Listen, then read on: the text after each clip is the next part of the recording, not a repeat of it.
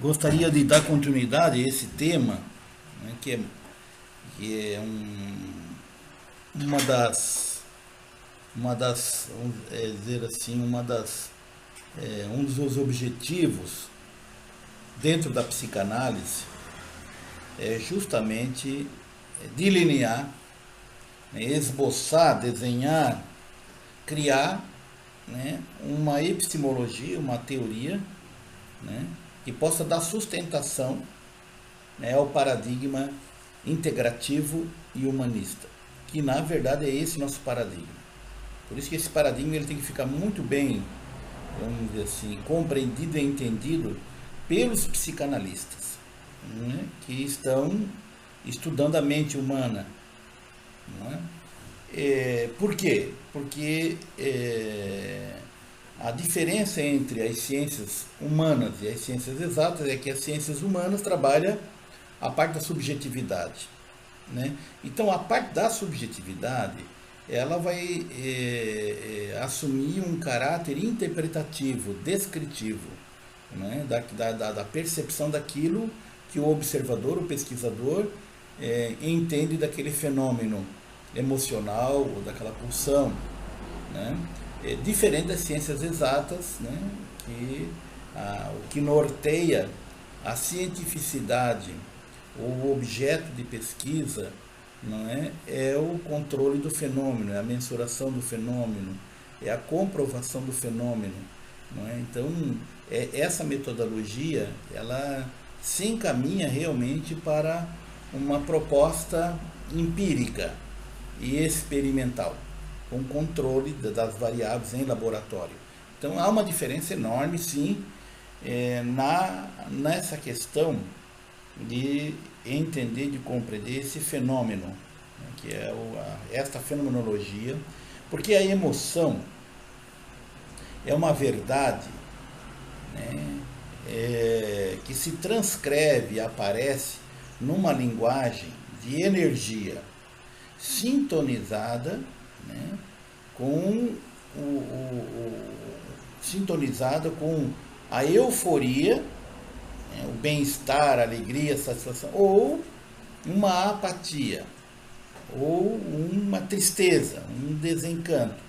Agora, a forma de pensar, as crenças, tem a ver com a produção, né, desses hormônios nessa instância fisiológica dos neurotransmissores que vão produzir essa alteração fisiológica na pessoa, né? Por isso que esta realidade ela não se dá ou ela não acontece dentro de um parâmetro, dentro de uma delimitação específica, mas a defesa que a psicanálise faz, integrativa, é de que a totalidade, né, da existência vai repercutir de modo indireto, né, na vida desta pessoa. Então, é muito importante, né, fazer essa observação de entender as motivações inconscientes que levam, né, ou que desencadeiam emoções, né, que produzem esse estado de apatia, de desânimo, né, de pessimismo, de incredulidade, não é? Porque tem pessoas que vivem realmente essa semântica. O discurso é de derrota, o discurso é de fraqueza, é de desistência, né?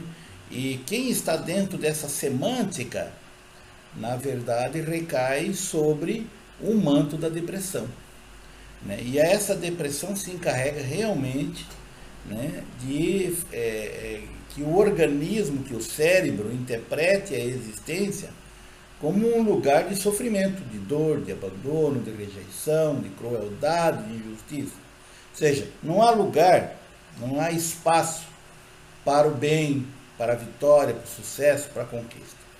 Essa pessoa ela fica, de certa forma, fixada, reduzida, né, aquele escopo, aquela escopofilia, aquele olhar sobre a realidade, né, que está estruturada sobre esse manto da depressão.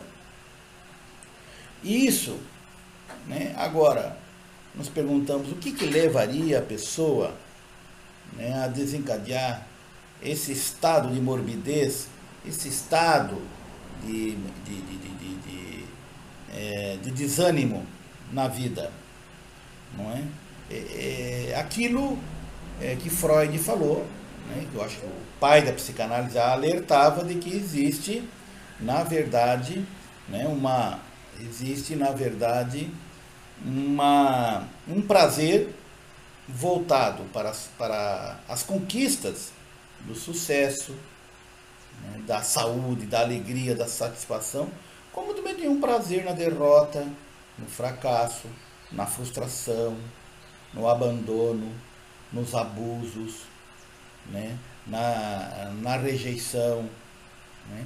Então, esse é o aspecto, né, que está relacionado entre o sádico e o masoquista, não é? E às vezes o sofrimento, ele se torna uma espécie de hábito. E um hábito a pessoa se acostuma a viver em torno da dor. Quer dizer, o prazer, né, está ligado a essa situação de perda na existência, né? Não está ligado a uma situação de ganho existencial, mas de perda. E quando ela consegue, ou quando ela quer sair, né, dessa semântica negativa, dessa semântica pessimista, destruidora da vida, ela se sente culpada. Às vezes a pessoa até consegue dar alguns passos, mas ela se sente culpada. A culpa vem, né, e novamente ela regride aquele estado emocional, né, de insatisfação, né, de criticidade, critica, nada tá bom, tudo tá ruim, nada presta, ninguém serve. A pessoa, na verdade, com essas características, ela está na depressão. Você é uma pessoa depressiva, né? Só ela não percebe, todo mundo vê. Agora, o Erich Fromm já trabalhava, e a psicanálise sempre trabalhou, que o mal do século, grande problema hoje, né, na humanidade, é o tema de estabelecer relações, né? E colocaria ela em 3 planos, né? A relação intrapsíquica, é a relação da pessoa consigo mesma, relação interpessoal, a pessoa e os familiares, o esposo, a esposa, filhos, amigos, amigas, colegas de trabalho. E a relação transpessoal, que é com a sociedade, com a cultura. Então, ou seja, é a partir, né, desse investimento que vai surgir a qualidade, que vai surgir um caminho, que vai se vislumbrar uma saída para dar conta desta necessidade afetiva. Porque o que nós estamos falando aqui é da necessidade afetiva, é a atenção. Quer dizer, o ser humano, ele precisa de atenção, de reconhecimento, de valorização. E isso é afeto, né? Nós estamos sendo, né, afetados a todo momento, a todo instante, né, por questões inúmeras. Então, muitas pessoas desenvolvem, né, esse hábito, esse costume de viver na dor, né? Fazem questão, né, de viver em torno da crítica, da fofoca, né, denegrindo uma pessoa, falando mal de outra, né? Ou seja, as pessoas elas não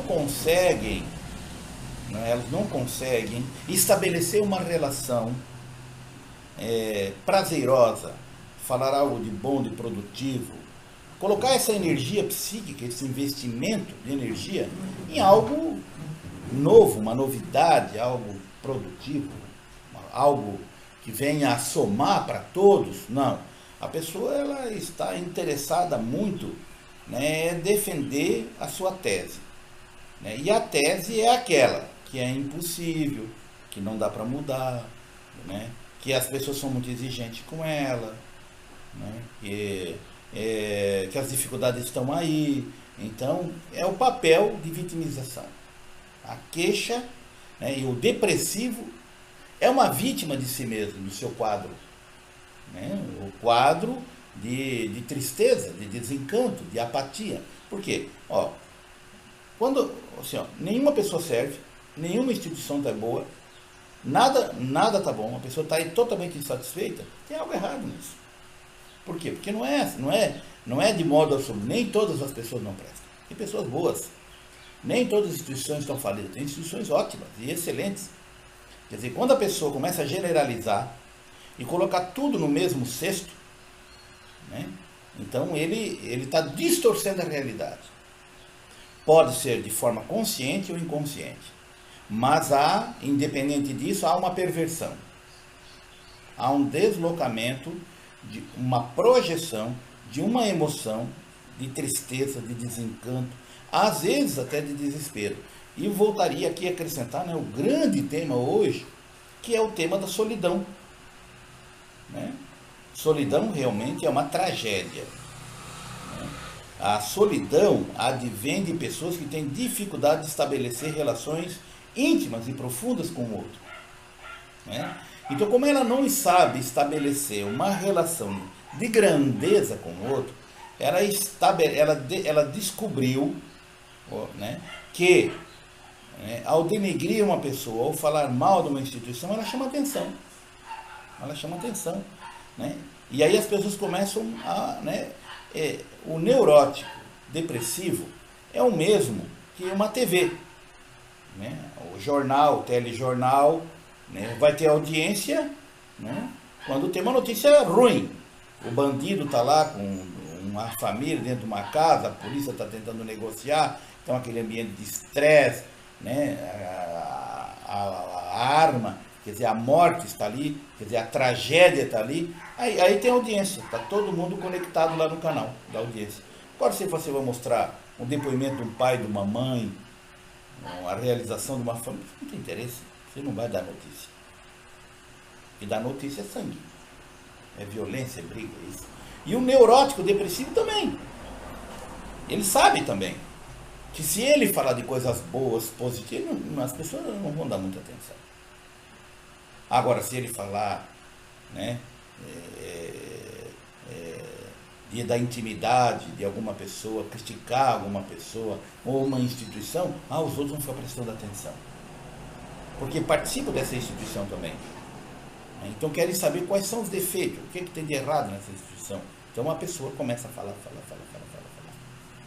E fala, para chamar a atenção. E aí as pessoas dão atenção. Então, quer dizer, é a atenção pelo caminho, né, da negatividade. É o negativo. É o pessimismo. Né? E aí existe o quê? Né? Porque vocês sabem que a perversão, ela está junto com o tema da distorção. A pessoa, na verdade, ela tem que distorcer a realidade, e ela distorce. Que é o tema da fofoca, que é o tema da mentira. Porque ela não consegue conviver com a verdade, ela não consegue conviver com a autenticidade, ela não consegue conviver com a lucidez de uma mente lúcida e transparente. Ao contrário. Então, não existe nenhuma maneira, né, da pessoa escapar das relações humanas. E é nas relações humanas que nós nos damos a conhecer, que a gente conhece o outro. Quem é o outro mesmo? Né?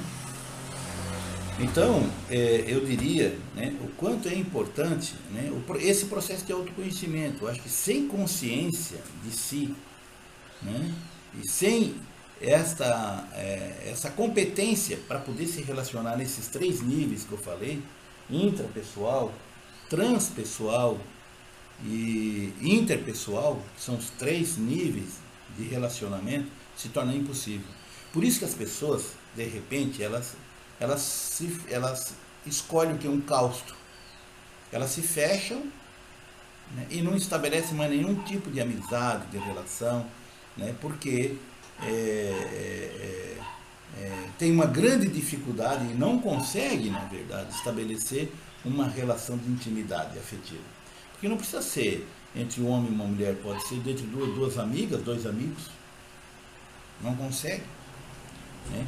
Então, essa ineficácia, ou esta condição, né, da estrutura, da neurose, né, benigna, porque nessa condição da neurose, ela só cria distanciamento, porque no fundo, ela sabe que essa mentira, essa fofoca, ela vai ser esclarecida. E que as pessoas depois, é natural, né? As pessoas fazem uma devolução. É natural que a pessoa depois se afaste, né? Ou se relacione na condição básica, mas a pessoa não tem mais interesse de estabelecer uma relação de confiança recíproca. Não tem mais interesse. E o neurótico percebe isso. E aí então o neurótico sofre de novo.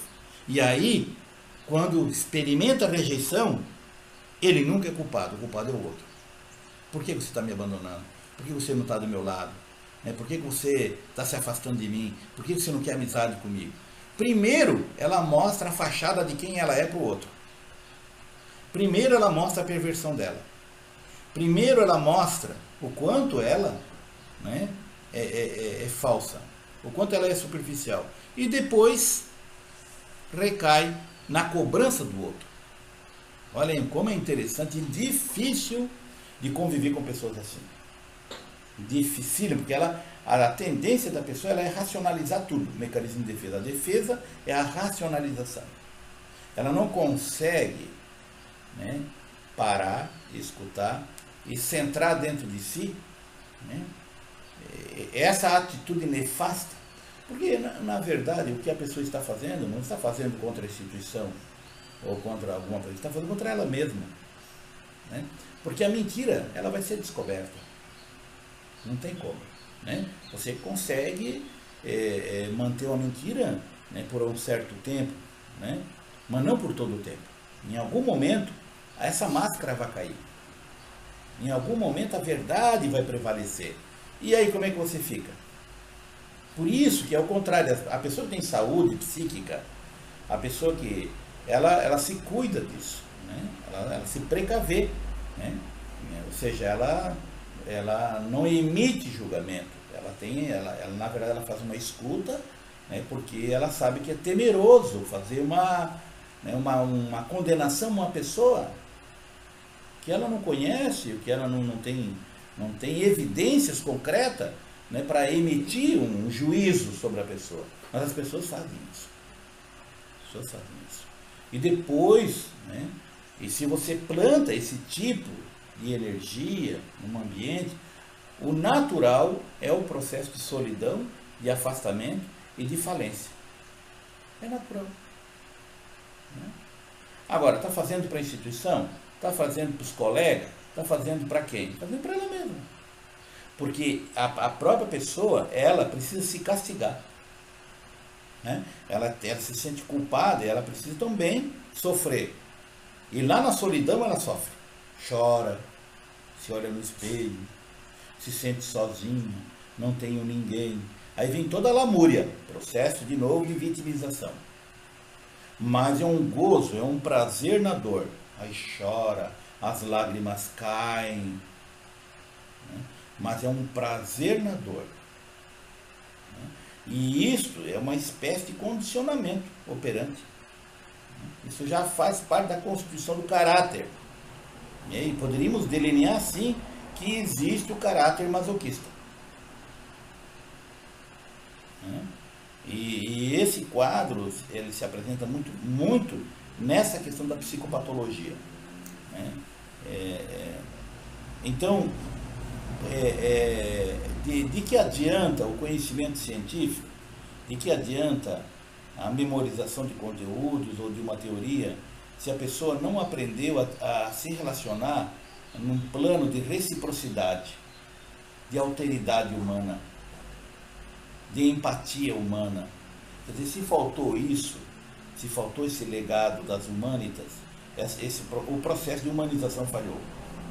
Porque o processo de humanização, ele tem uma eficácia e ele é produtivo, né, quando o ser humano aprendeu a viver a alteridade. Quando ele consegue estabelecer na relação com o outro, uma atitude de compaixão, de bondade, de solidariedade, de cooperação. Ou seja, essa atitude egocêntrica, narcisista, é próprio mesmo do individualismo de pessoas doentes. Por quê? Por que eu digo isso? Porque o ser humano é um ser social. Há um instinto social, um instinto gregário. Nenhum ser humano vai conseguir sobreviver sozinho. Impossível. Então essa sobrevivência psicótica, da solidão, do cáustro, aonde eu basto a mim mesmo, narcisista, aonde eu dou conta de mim mesmo. E aí entra o tema das compulsões, das adições, entra o tema, porque daí você vai para o plano da fantasia. Lá na fantasia tudo acontece, mas acontece num mundo de irrealidade. É irreal, não é real. O real são pessoas de carne e osso, tem sangue nas veias. O irreal é uma imagem, revestida de uma estética, de uma fala, de um significado que atende e dá uma resposta à pulsão de morte, é o concluo da neurose. Mas não dá uma resposta e nem atende esta necessidade. Há um vazio. Essa necessidade ela não preenche. Por isso que o neurótico ele é sempre vazio. O neurótico ele é sempre superficial. Ele não é íntegro. Ele não é uma pessoa madura, uma pessoa investida, de uma ternura. Ele é investido de uma rispidez, de uma insatisfação, de um distanciamento. Por quê? Porque não conseguiu, em primeiro lugar, se aceitar-se nessa condição de ser humano, desta busca na realização desses desejos, de atender essas necessidades básicas. Porque muitas vezes se atende a algumas necessidades, mas talvez a mais importante de todas, que é o amor, que é o afeto, são deixadas de lado, porque justamente são as mais difíceis. São as mais difíceis. E isso não significa, porque você também pode estar com alguém e pode estar também num claustro. Você pode também ter uma família e viver a solidão. Não é a quantidade de pessoas. Não é que tem que estar casado, tem que ter isso e aquilo, não. A primeira questão é o meu relacionamento comigo mesmo, intrapessoal. Como me relaciono com as minhas emoções? Como é que eu me relaciono com as minhas inseguranças, meus medos, com a minha afetividade? Como é que eu me relaciono? Tenho percepção clara dessas limitações? Tenho percepção clara das minhas potencialidades, das minhas qualidades? Então aí nasce esse nível de consciência reflexiva e crítica, não em relação ao outro, mas em relação a si mesmo, para poder suportar, para poder elaborar, confrontar, esclarecer e interpretar a investida da dor ou da neurose do outro. Porque você tem que estar bem, você tem que estar investido de uma segurança emocional para poder receber a investida agressiva, violenta, do menosprezo do outro, da crítica do outro, da traição do outro, da decepção que você tem, Mas você não pode, as pessoas não podem ser infantis. O infantil, o imaturo, acha que toda relação é uma maravilha. Todas as pessoas vão tratá-lo num nível de deferência, num nível de respeito. Isso não existe. Por quê? Porque o outro também é humano. Porque o outro também é frágil. Porque o outro também é limitado. Então muitas pessoas se nutrem de uma expectativa muito elevada das pessoas, quando as pessoas não têm essa condição para dar conta do ideal que o outro constrói a meu respeito. Entende? Então por isso que o outro vai dizer assim, ah, me decepcionei contigo. Ah, mas você não é a pessoa que eu pensava que era. Por quê? Porque antes eu criei uma expectativa. E é natural. Todos nós criamos expectativa dos outros. Mas ao mesmo tempo que nós criamos expectativa, nós também temos que ter uma consciência de saber lidar com a frustração. Né? A frustração é aquilo que eu pensei que o outro ia me dar e ele não me deu. E agora me frustrei. E é uma frustração. E a frustração é o desencanto, é o confronto entre o meu eu e o real. E o real, ele está investido desse significado, não é? De produzir em mim esta emoção, né? De raiva. Né? Eu me alimento e aprecio e experimento dentro do meu espírito este ódio. Ou ao contrário, o amor, a ternura, a bondade, o respeito. Né? Então, nós vamos aos poucos, né, tentando delinear, tentando compreender, entender este caminho, né, que cada um tem que ser responsável por si. Cada um tem que aprender, né, que ele não tem que delegar nada a ninguém. Né? Eu sou responsável e eu me responsabilizo pela minha liberdade de ser. Eu me assumo nessa existência e sou livre, né, para fazer investimentos, né, e utilizo critérios e para fazer escolhas para promover a minha saúde, para promover minha inteligência. De que adianta uma pessoa dizer, ah, mas eu agora economizei poupança, comprei um apartamento, comprei um carro novo, tá, e daí? Aí você vai falar que a pessoa é um vazio, aí a pessoa está depressiva, e daí? Ah, mas eu adquiri um bem material. Claro, socialmente é bem visto, socialmente sim, dá um status, né? E atende também, né, a mídia televisiva, o marketing, as exigências do consumismo. Todos nós sofremos essa influência. Todos nós. Agora, muitos recaem nisso e depois, né, se veem, né, que aquele investimento que foi feito não produziu o resultado que ela queria. Porque o que ela queria mesmo era ser feliz, era ter saúde, viver bem. Né? E ela alocou todo o investimento em coisas materiais, em bens materiais. E depois ela vê que houve grandes perdas. E a maior perda que a pessoa pode ter, por exemplo, é adoecer, é ficar doente, é contrair uma doença crônica. Né? Porque indiretamente ou inconscientemente ela conseguiu vender o espírito, vendeu a alma. E hoje a pessoa o quê? Ela é o quê? Uma estressada. É uma pessoa, uma mercadoria, né, que tem um preço, que tem um valor, que o mercado, né, vai estipular, e que por aquele X, por aquele valor, eu vendia minha liberdade. Por exemplo, né, atores de cinema, jogadores de futebol, né, essas modelos, top model, isso tudo é o dinheiro que compra. E compra a liberdade deles, e eles vendem a liberdade, eles se tornam o quê? Um objeto que vai ser utilizado pela mídia, ou pela instituição, pelo clube, né? E vão me vender para outro clube, para lá, para cá. A pessoa não é mais dona de si mesma. Ela tem um empresário lá que vai negociar ela. Um caráter mercantilista. Caráter mercantilista. Né? Que é o que o Fromm falou. Então, hoje a sociedade capitalista, né,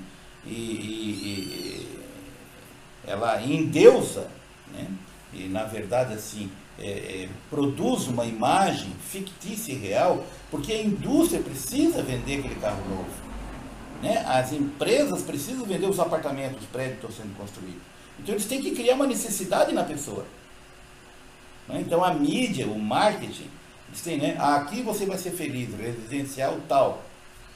Aqui você encontra moradia, e aquilo, o teu sonho vai ser tudo uma indução, a gente sabe, que na verdade é um processo, né, de sedução, de envolvimento na pessoa, a contrair aquela dívida, que de repente a pessoa morava até num bairro, mas ele não tinha dívida, ele vivia bem, era tranquilo, e agora ele vem morar lá naquele condomínio, então, mas tá, ele financiou em 20 anos, ele vai morrer e ainda não vai pagar.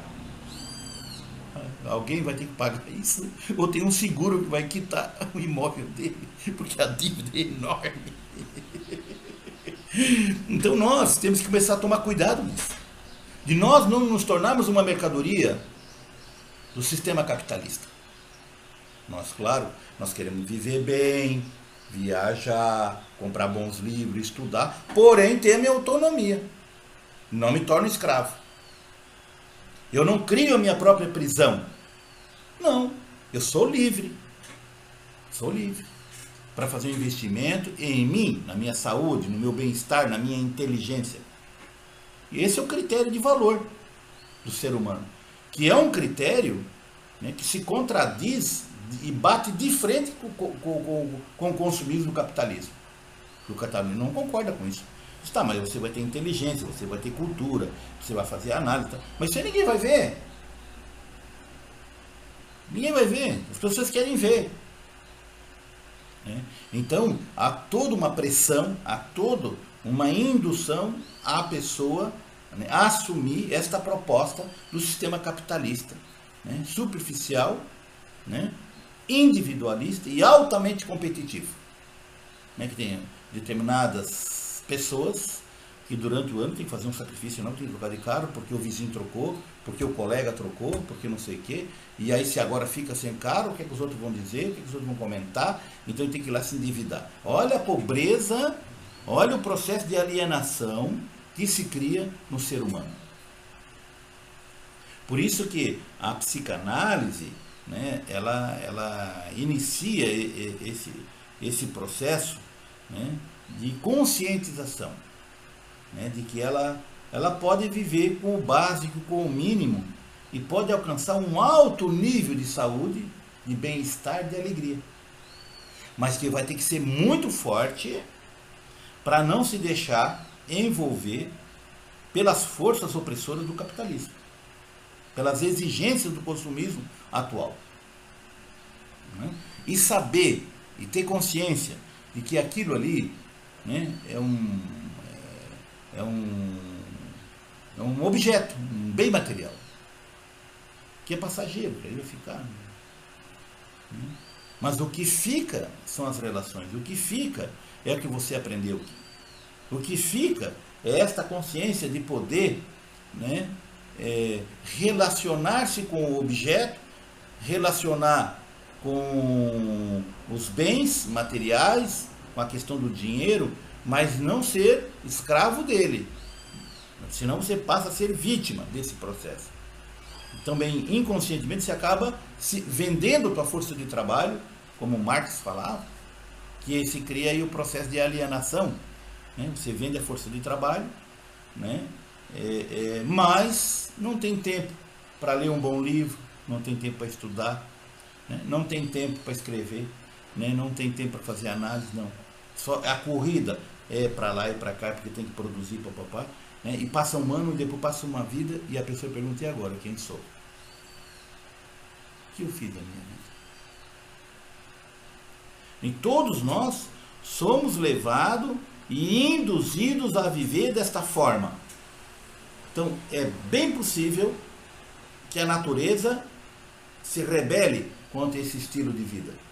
Que a natureza não aceite, que a natureza crie o sintoma, que a natureza crie a doença como uma alerta à pessoa para não viver esse estilo de vida aprisionado por uma força de estresse, de tensão nervosa, de preocupação, de insônia, que vai degenerar, que vai complicar e que vai realmente desequilibrar o funcionamento do sistema do organismo. E aí está instalado então as doenças crônicas. É problema de coração, é problema de vida, é de diabetes, é de AVC, é de todo tipo. Cada um tem o seu. E nós somos o resultado disso. Muitos de nós já fizeram a experiência disso. Já sabem em loco como é. Então hoje nós temos o cuidado, né, de ter a inteligência, a perspicácia. Não, né, eu embarquei uma vez, mas agora não vou embarcar de novo. Né, eu vou direcionar minha vida diferente.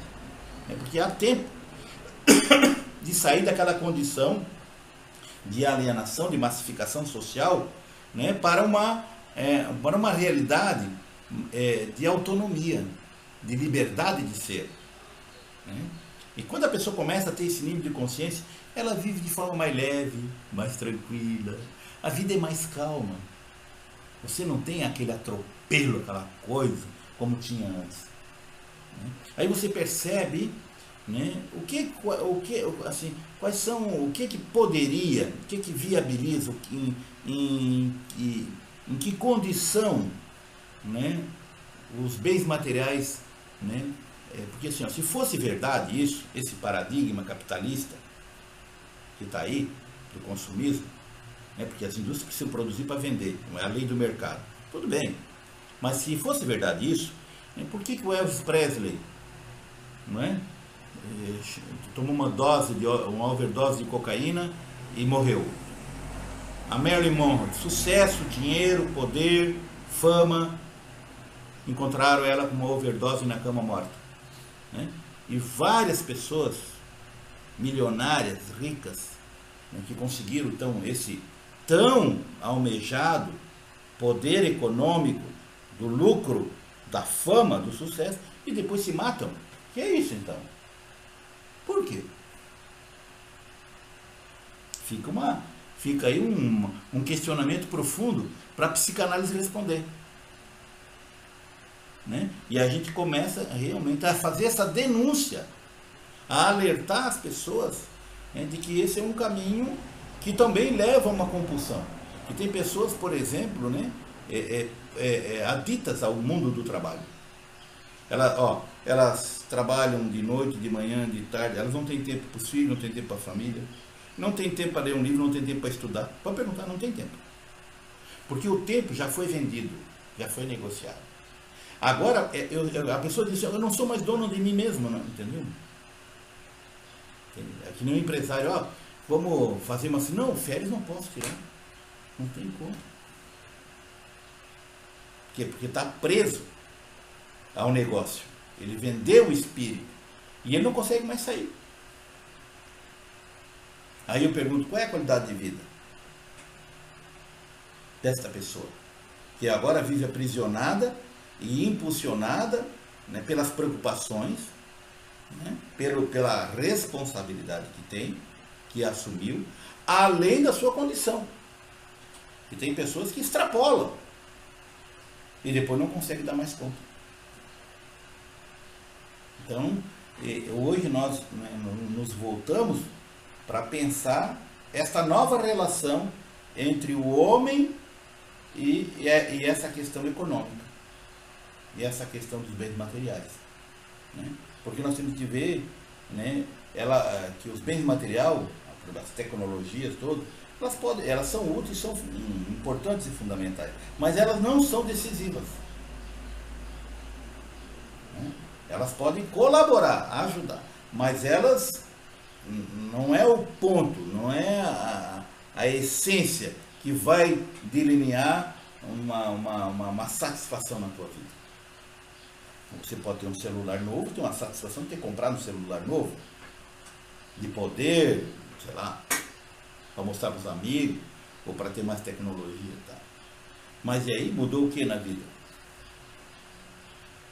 Em relação aos valores éticos, em relação ao estado de graça, de leveza do ser, de bem-estar desse ser, de consciência desse ser, colaborou em quê? Em nada. Absolutamente nada. Porque é um objeto. É uma coisa externa. Faz parte da pessoa enquanto tecnologia. Mas ela não dispõe, né,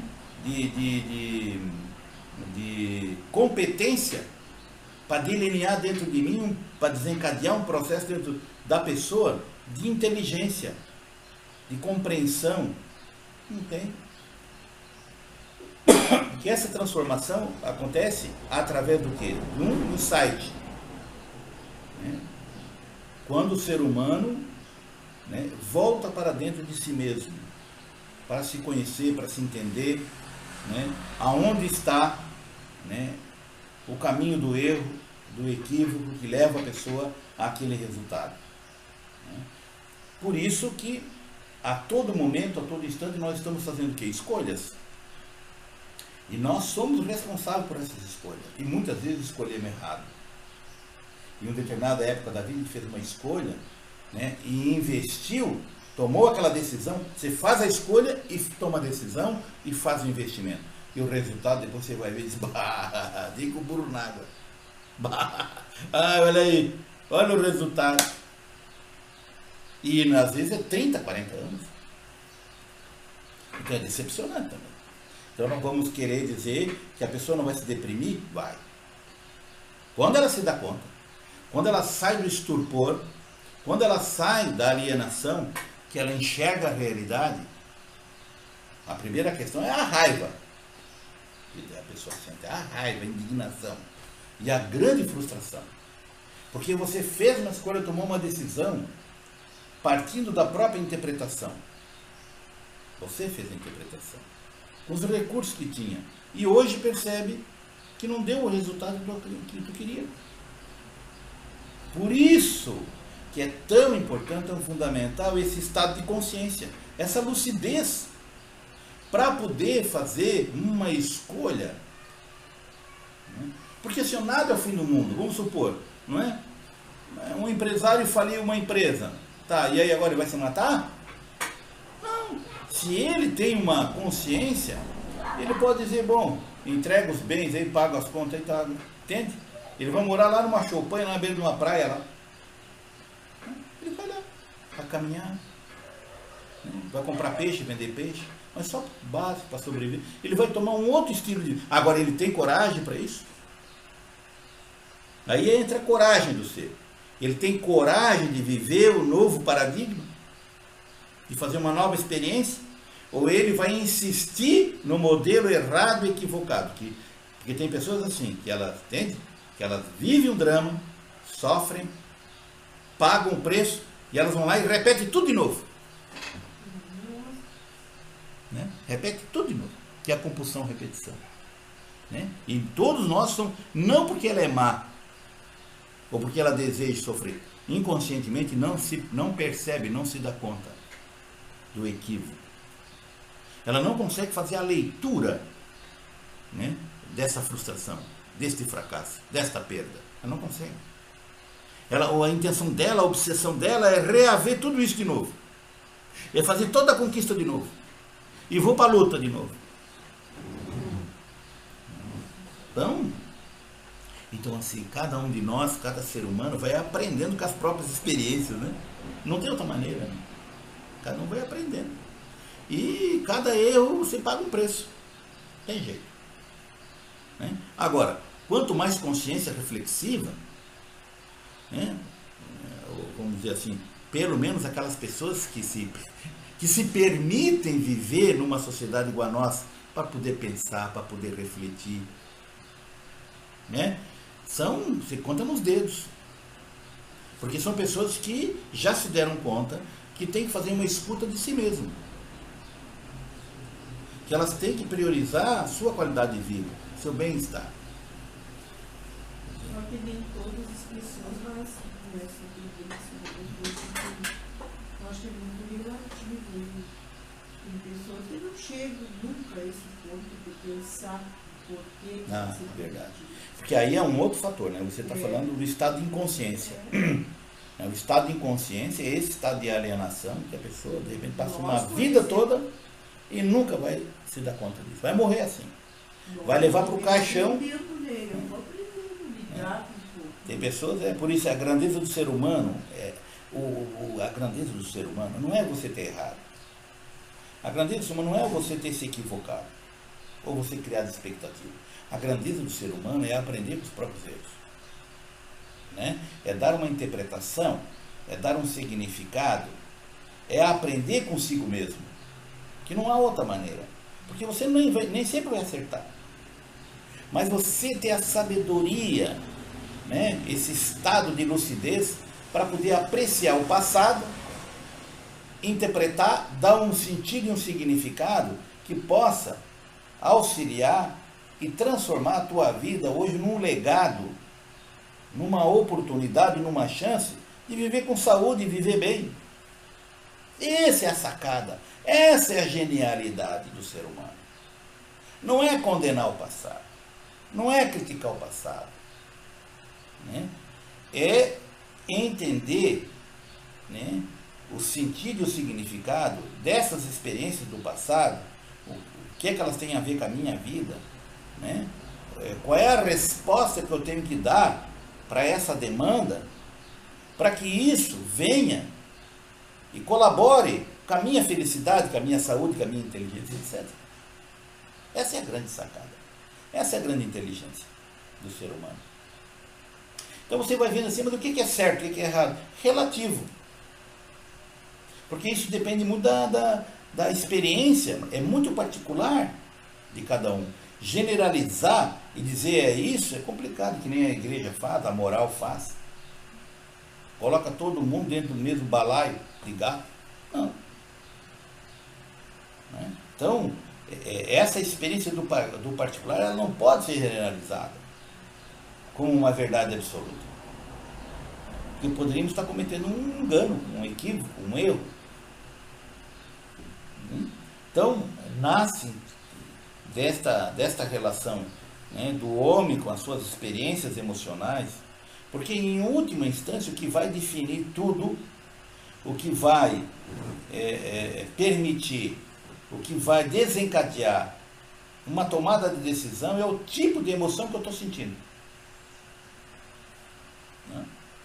Se eu estou sentindo raiva de alguém, a tendência dos meus pensamentos é formar uma reflexão de afastamento daquela pessoa. E aí eu penso que não, é a minha razão lógica. Não, você está decidindo em base à emoção. É a emoção que está decidindo. É movido pela emoção. Essa emoção, ela entra em movimento e ela consegue sim, né, influenciar a tua forma de pensar e a tua tomada de decisão.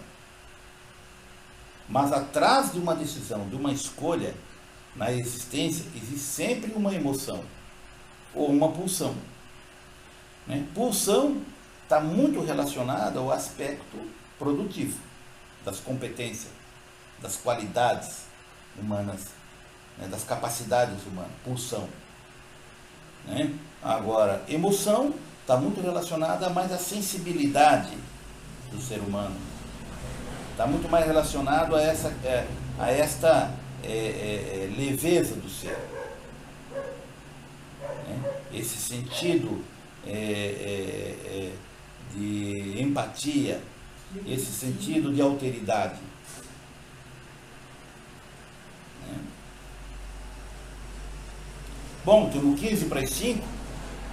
Podemos abrir agora para o questionamento, perguntas, né?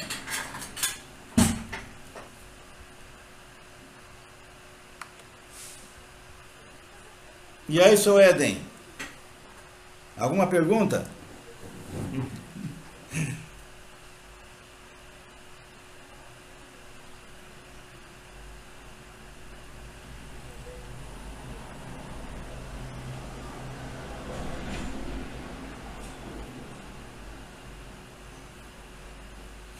Ó, o Éden disse que tá tudo bem, entendeu?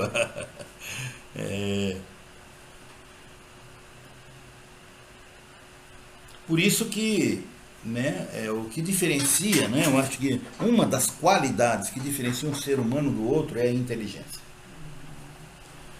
Eu vejo assim, porque eu acho que uma das chagas da sociedade é o tema da ignorância científica, teórica, e a ignorância emocional. São duas chagas. Eu acho que essas duas questões elas têm que ser resolvidas num primeiro plano na vida de qualquer pessoa. Né? A ignorância emocional ela passa pela terapia, né? Pelo processo né, de autoconsciência e de conhecimento de si mesmo. E o conhecimento científico é o estudo, é a leitura, ler, estudar, escrever, produzir, ampliar, né, o leque de informações para poder interpretar com mais fidedignidade, com mais evidência, com mais evidência, com mais certeza. Mas isso depende de todo um cabedal de conhecimento. E as pessoas geralmente não têm isso.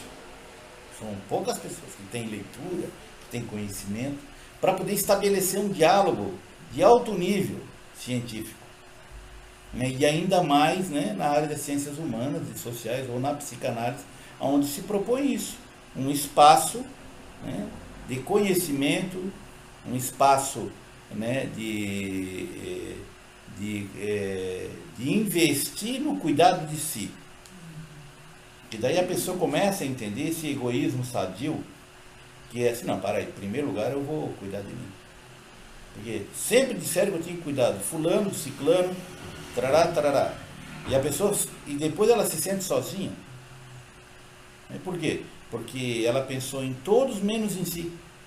Agora parece que os outros estão bem e ela está mal. E aí a própria pessoa começa a cobrar daquelas pessoas que ela ajudou,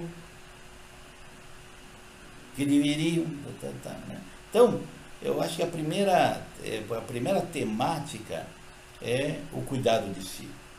Esta amorosidade, se amar, se querer bem, se apreciar. Né? Não esperar que alguém o ame. Tente se amar verdadeiramente, como você é. Do jeito que você é, com as qualidades e as limitações. Você tem qualidade, mas também tem limitações. E essa é a natureza humana. A natureza humana, ela é feita, né, a partir desse conteúdo existencial, a partir dessas experiências. Não é? E se a gente vai analisar, a partir desse prisma, nós vamos perceber que existe uma enormidade de oportunidade, de aprendizado, de descoberta, né, de conquistas, né, que possam levar ao engrandecimento do meu ser. Não no sentido do poder de mandar, mas no sentido de ser. No sentido mais profundo da palavra, de confiar em mim mesmo. Porque é uma tragédia essas pessoas inseguras. Tem medo de tudo, tem medo de falar em público, tem medo de amar, tem medo de ganhar dinheiro, tem medo de se posicionar, tem medo de fazer tudo, uma insegurança. Então, se a pessoa conseguir esse grande legado na vida, que é sustentar essa segurança emocional dentro de si, estar seguro de si mesmo, já fez a maior das conquistas que ele poderia fazer numa existência. Né? Para isso ele vai ter que precisar trabalhar todos os meses. E não há muita chance, oportunidade fora da terapia. Porque a terapia vai autenticar. É um processo de autenticação. É um processo, né, de conhecimento. Tanto da minha limitação, como das minhas potencialidades. E é essa tomada de consciência que vai me libertar desses medos. Essa tomada de consciência. De me oportunizar, de criar as condições, né, para que possa se projetar na realidade as minhas competências como pessoa. E aí sim, aí você vai receber o elogio, o reconhecimento e a valorização, né? Não porque caiu do céu, mas porque você fez algo de concreto na tua própria vida que tornou isso um fato real. Então, não é algo impossível fora da realidade. Isso é possível. Agora, nós temos que entender que nós temos defesas. Nós negamos a realidade, nós racionalizamos, nós projetamos, né, nós fizemos a aberração. Nós temos vários mecanismos de defesa, né, que vão justificar, esconder, né, proteger, a essência dessa neurose maligna ou benigna. Por isso que o analista, porque fora da análise é complicado. Só dentro da análise é onde o analista pode descrever para o paciente onde está a perda de energia, onde está o núcleo que leva ele a esse processo destrutivo, para que ele tome consciência, né? Ou seja, que a pessoa não tem consciência, mas ela está fazendo investimento de energia alocado num tipo de decisão, mas essa decisão aqui está trazendo um resultado totalmente ao contrário. E a pessoa está cega, porque ela está seduzida, envolvida, adormecida pelo quê? Pelos concluos inconscientes daquela neurose, que seduz, que envolve, né? que cria a chantagem, né? que bota pressão na pessoa, que coloca culpa na pessoa, que coloca medo na pessoa, né? E a pessoa, ela fica atordoada, ela fica, entende, perdida, ela fica numa confusão que na verdade o que vai prevalecer mesmo, né, é o domínio, né, da neurose. Por isso, aonde está a neurose não há produtividade. Aonde está a neurose não tem criatividade. Aonde está a neurose não existe a possibilidade de existência do amor. Por isso, cedo ou mais tarde, a humanidade ela vai acordar desse sono profundo da alienação que vive hoje. E vai se despertar para a importância e para o valor do autoconhecimento. Aí sim nós teríamos um ser humano diferente, dotado de consciência plena de sua existência. Aí nós teríamos uma sociedade diferente. E aí nós teríamos então, né, pessoas muito mais felizes, muito mais alegres, e eu tenho certeza que com isso diminuiria fantasticamente qualquer tipo de sintoma de doença. Mas a esperança persiste. Por isso nós estamos aqui, né? Estamos aqui. E eu acho o papel mais bonito do psicanalista é quando ele faz um trabalho de autenticação sobre si mesmo. Eu tenho que, né, endereçar e reconhecer dentro de mim, né, essa minha idoneidade, essa minha ética, né, de saber lidar, né, com as minhas carências, com as minhas limitações, com meus equívocos, mas também reconhecer que tenho capacidade, determinação, criatividade, inteligência para poder dar conta dessas demandas que a existência colocou na vida. E coloca na vida de qualquer um, hein? Por isso não existe etnia, branco, amarelo, baixo, pequeno, classe social A, B, C, D. Não, a existência coloca o drama para todos. E todos são convidados na existência a dar uma resposta. Por isso que me parece que esta provocação da existência em si mesmo alarga a possibilidade de que o ser humano tem que usar a inteligência. Me parece que é uma lei da natureza a exigência da utilização da inteligência. Não só cognitiva, mas da inteligência emocional. Porque sem esta condição, o ser, né, ele recai numa atrofia, ele se diminui e ele regride a barbárie, ele se torna um bárbaro, violento, mata, é um animal.